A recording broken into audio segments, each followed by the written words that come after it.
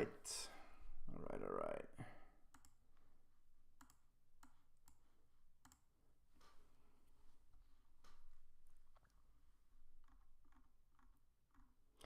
All right, good morning, everybody. We are about to get started here this morning on Thursday, the 10th of October.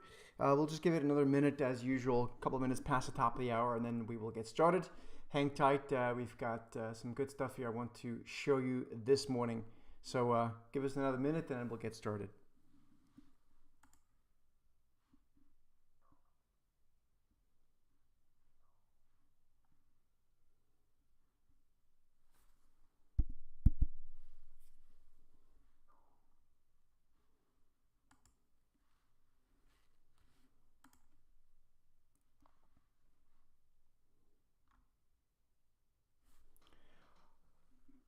All right, excellent. Good morning, everybody. Serge Berger here from the Steady Trader. This is our morning show. If you're here for the first time, thanks for joining.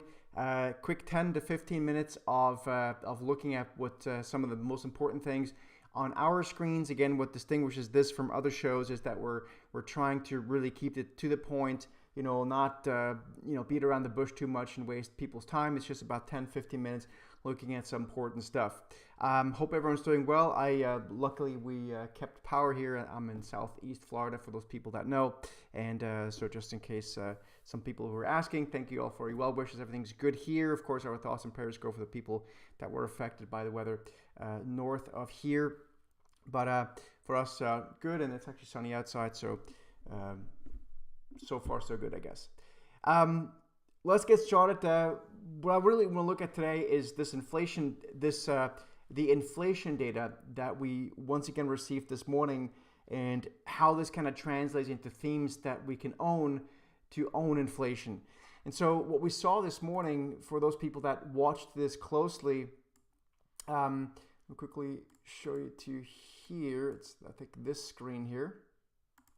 So what we saw this morning was inflation coming a little bit hotter, so 2.4% on the annual. I think it was about 0.3 or 0.2 quarter or month over month. So a little, here it is.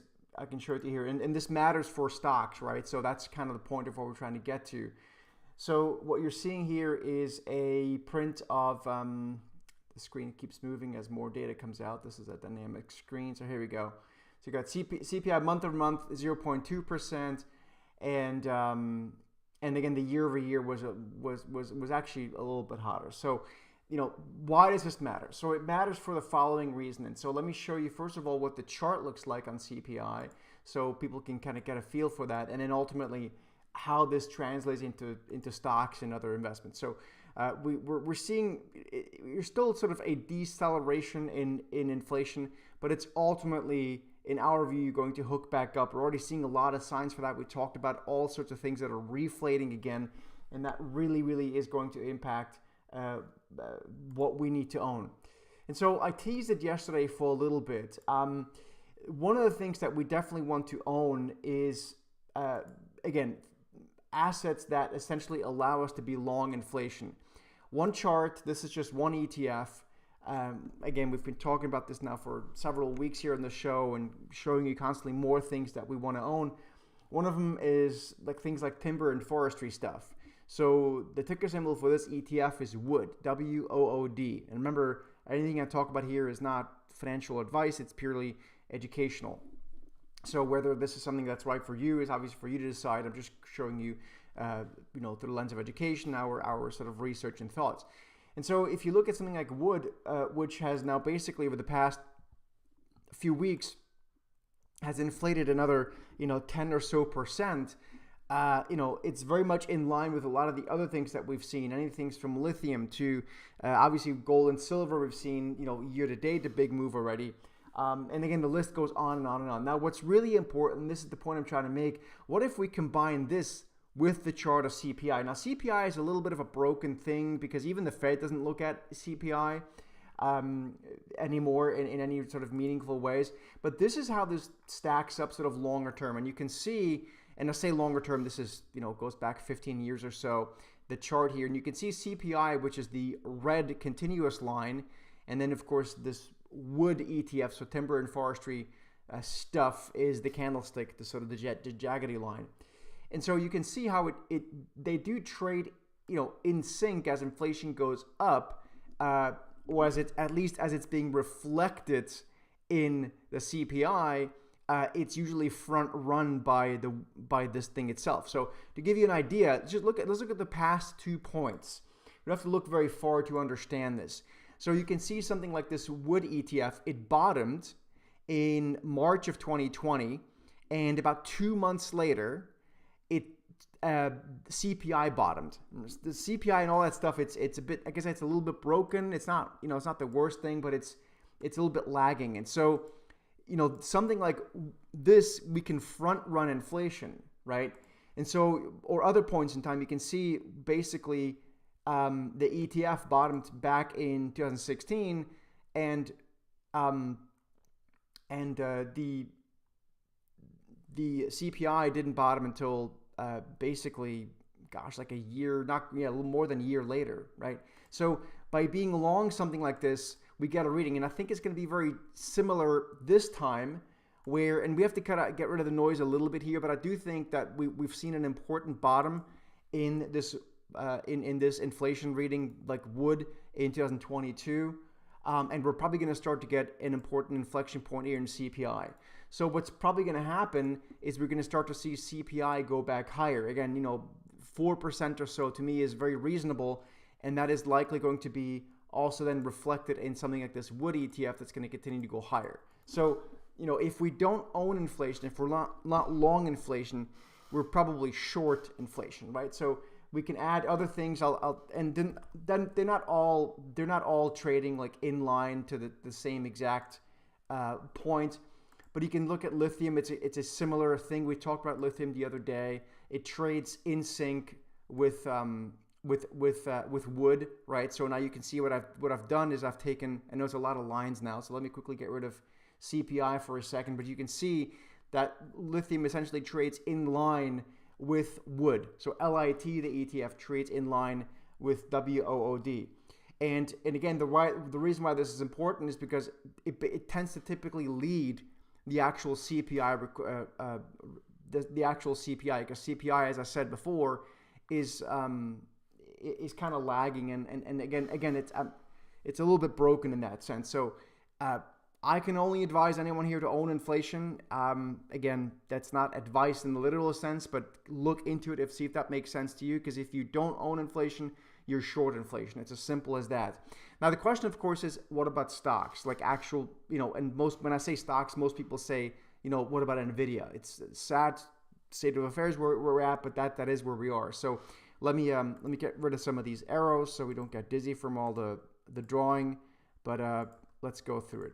Okay, so let me get rid of the CPI thing, and here we are. Now, when we look at stocks like Nvidia, and we talked about this here yesterday, of course, right? So hopefully you'll all remember this. There actually is a decently positive correlation, but Nvidia, we have to understand, can also be very, very volatile, as can these things, by the way. But there actually is a positive correlation between something like Nvidia and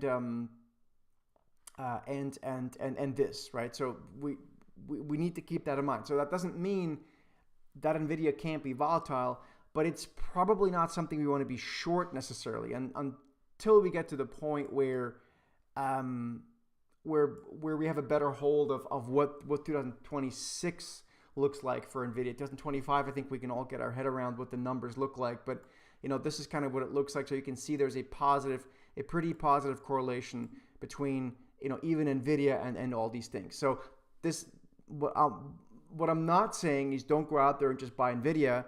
That's like literally I'm actually trying to say the opposite. It's a part of this. It's not the only solution. It really isn't, but it also should benefit. So there's an AI component here that actually could be part of the inflation story as well. And some of you guys that have spoken to me on the Blue Marlin side about this, that we've got a whole investment portfolio that focuses all around inflation, and AI actually is a component to that. It's not a static component, but it is a component as well. So hopefully, these sort of 10 minutes here this morning have been helpful at least for some of you, to kind of see how all this stuff is correlated.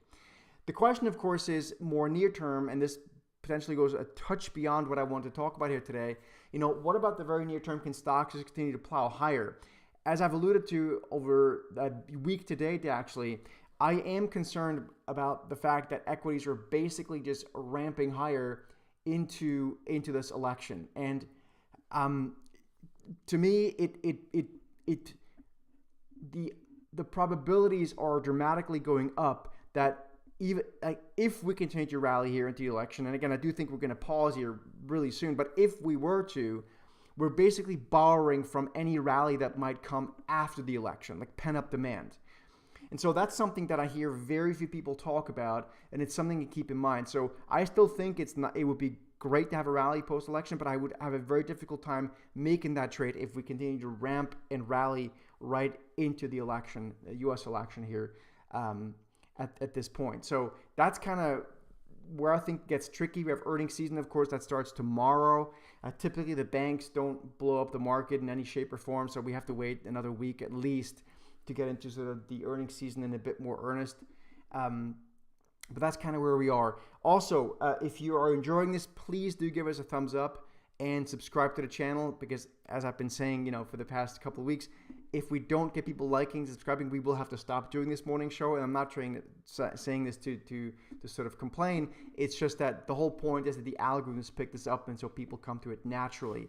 And so if we don't have likes and subscribers to the channel, then it kind of defeats the purpose and it won't work. So anyway, I'll keep it at this, short 10 minutes here this morning. As always, I hope it was helpful. Please, and I'll bring up this chart again for anyone that was asking before.